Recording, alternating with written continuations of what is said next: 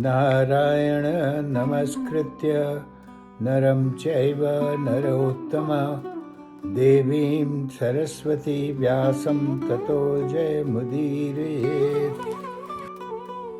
आज लाइमा ओहायो से फरवरी 24, 2026 को हम लोग गीता प्रेस का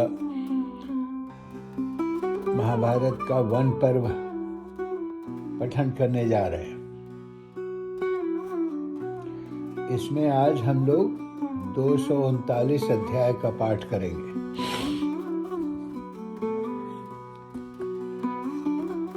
कल के पाठ में, कल के अध्याय में बातचीत हो रही थी दुर्योधन, शकुनी और कर्ण में। तो आपस में सब लोग सलाह करके कि पांडवों को चल के हम लोग संतृप्त करेंगे। लोग आए यहाँ धृतराष्ट्र के पास। तो उन लोगों ने पहले से ही समंग नाम के ग्वाले को पहले से ही सिखा पढ़ाकर ठीक कर लिया था। उसने राजा धृतराष्ट्र की सेवा में निवेदन किया, महाराज, आजकल आपकी गौएं समीप ही आई हुई हैं। जन्मेजय, इसके बाद कर्ण और शकुनी ने राजाओं में श्रेष्ठ जननायक धृतराष्ट्र से कहा, कुरुराज, इस समय हमारी गौओं के स्थान रमणीय प्रदेश में है। यह समय गौओं और बछड़ों की गणना करने का, उनकी आयु, रंग, जाति और नाम का ब्यौरा रखने के लिए अत्यंत उपयोगी है। राजन, इस समय आपके पुत्र दुर्योधन के लिए हिंसक पशुओं का शिकार करने का भी उपयुक्त अवसर है। अतः आप इन्हें द्वैत वन जाने की आज्ञा दीजिए। धृतराष्ट्र बोले, तात, हिंसक पशुओं का शिकार खेलने का प्रस्ताव सुंदर है।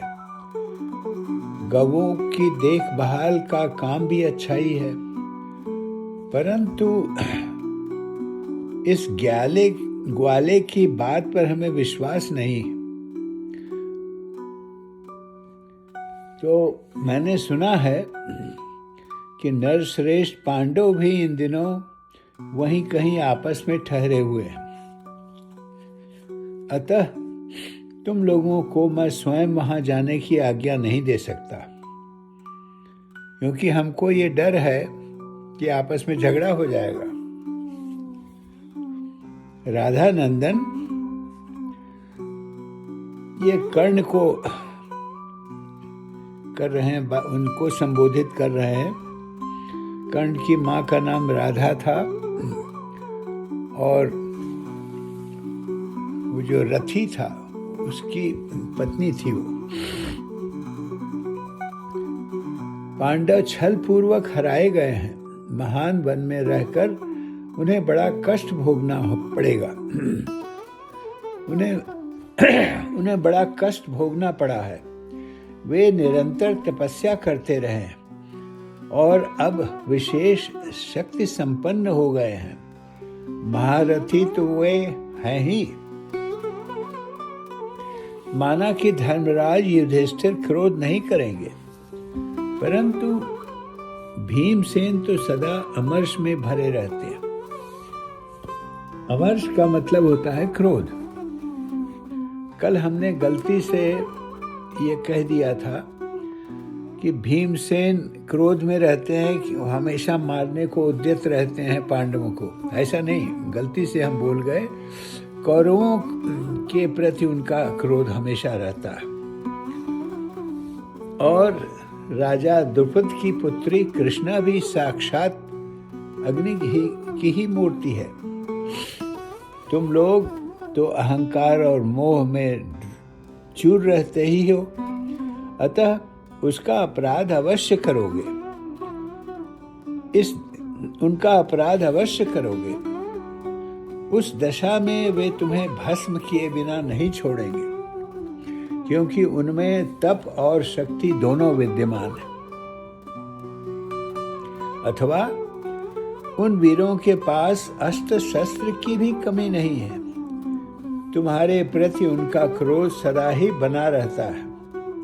वे तलवार बांधे सदा एक साथ रहते हैं, अतः वे अपने शस्त्रों के तेज से तुम्हें दग्ध कर सकते हैं। यदि संख्या के अधिक होने के कारण तुमने ही अगर किसी प्रकार उन पर चढ़ाई कर दी, तो यह भी तुम्हारी बड़ी भारी नीचता ही समझी जाएगी। मेरे समझ में तो तुम लोगों का पांडवों पर विजय पाना संभव नहीं है। महाबाहु धनंजय, ये धनंजय अर्जुन का दूसरा नाम है। तो कहते हैं महाबाहु धनंजय इंद्रलोक में रह चुके हैं और वहां से दिव्यास्त्रों की शिक्षा लेकर वन में लौटे हैं। पहले जब अर्जुन को दिव्यास्त्र नहीं प्राप्त थे, तभी उन्होंने सारी पृथ्वी को जीत लिया था। अब तो महारथी अर्जुन दिव्य अस्त्रों के विद्वान हैं। ऐसी दशा में वे तुम्हें मार डालें तो यह कौन बड़ी बात होगी। अथवा मेरी बात सुनकर तुम लोग वहां यदि अपने को काबू में रखते हुए सावधानी के साथ रह सको, तो भी यह विश्वास करके कि ये लोग सत्यवादी होने के कारण हमें कष्ट नहीं देंगे, वनवास से उद्विग्न हुए पांडवों के बीच में निवास करना तुम्हारे लिए दुखदायी ही होगा। इसके अतिरिक्त यह भी संभव है कि तुम लोगों के कुछ सैनिक युधिष्ठिर का अपमान कर बैठे। तुम्हारे अनजान में किया हुआ यह अपराध तुम लोगों के लिए हानिकारक हो जाए, ये हमें स्वीकार नहीं। अतः भरत नंदन दूसरे विश्वसनीय पुरुष गवों की गणना करने के लिए वहां चले जाएंगे। स्वयं तुम्हारा वहां जाना मुझे ठीक नहीं लगता।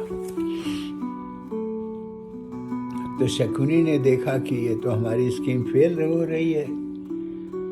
तो शकुनी ने समझाया धृतराष्ट्र को, महाराज, ज्येष्ठ पांडव युधिष्ठिर धर्मात्मा हैं। उन्होंने भरी सभा में प्रतिज्ञा की है कि वे हम 12 वर्षों तक वन में रहेंगे। अन्य पांडव भी धर्म पर ही चलने वाले हैं, अतः सबके सब युधिष्ठिर का ही अनुसरण करेंगे। कुंती नंदन युधिष्ठिर हम लोगों पर कदापि क्रोध नहीं करेंगे। हमारी विशेष इच्छा केवल वहां स्मरण के लिए केवल शिकार खेलने की है। हम लोग वहां स्मरण के लिए केवल गौओं की गणना करना चाहते हैं। पांडवों से मिलने की हमारी इच्छा बिल्कुल नहीं है। हमारी ओर से कोई भी निष्ठा पूर्वक व्यवहार नहीं होगा। जहां पांडवों का निवास होगा उधर हम लोग जाएंगे ही नहीं। तो वैशंपायन मुनि कहते हैं जन्मेजय से कि जन्मेजय, शकुनी के ऐसा कहने पर राजा धृतराष्ट्र ने इच्छा न होते हुए भी मंत्रियों सहित दुर्योधन को वहां जाने की आज्ञा दे दिया। अब धृतराष्ट्र की आज्ञा पाकर गांधारी पुत्र भरत श्रेष्ठ दुर्योधन कर्ण विशाल सेना के साथ नगर के बाहर निकले। दुशासन, बुद्धिमान शकुनी, अन्यान्य ब्राह्मणों और सहस्त्रों स्त्रियों से घिरे हुए दुर्योधन ने वहां से प्रस्थान किया। द्वैत वन नाम के सरोवर और उस वन को देखने के लिए यात्रा करने वाले महाबाहु दुर्योधन के पीछे समस्त पुरवासी भी अपनी स्त्रियों को साथ लेकर गए। सबने सोचा बड़ा मजा आएगा, वहां शिकार के लिए सब लोग जा रहे हैं। तो हम लोग भी करेंगे। दुर्योधन के साथ 8,000 रथ, 30,000 हाथी, कई हजार पैदल और 9,000 घोड़े गए।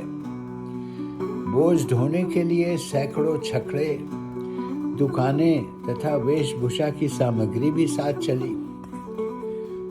बणिक, बंदीजन तथा आखेट प्रिय मनुष्य सैकड़ों हजारों की संख्या में साथ गए।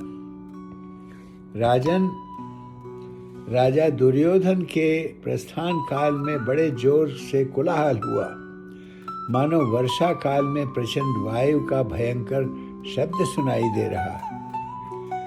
नगर से 2 कोस जाकर राजा युधिष्ठिर ने पड़ाव डाल दिया। फिर वहां से समस्त वाहनों के साथ द्वैतवन एवं सरोवर की ओर प्रस्थान किया। और हम लोग आज के पाठ को यहीं विराम देंगे। अब ये 239वां अध्याय पूरा हुआ। कर हम लोग 240वां अध्याय आरंभ करेंगे और उसमें दुर्योधन का सेना सहित वन में जाकर गौओं की देखभाल करना, इस पर चर्चा होगी। और वहाँ पर गंधर्व लोग भी आए हुए थे वन में विहार करने। उन लोगों के साथ इन लोगों में आपस में वाद विवाद होने लगा। तो अब आरती होगी। हरि ओम।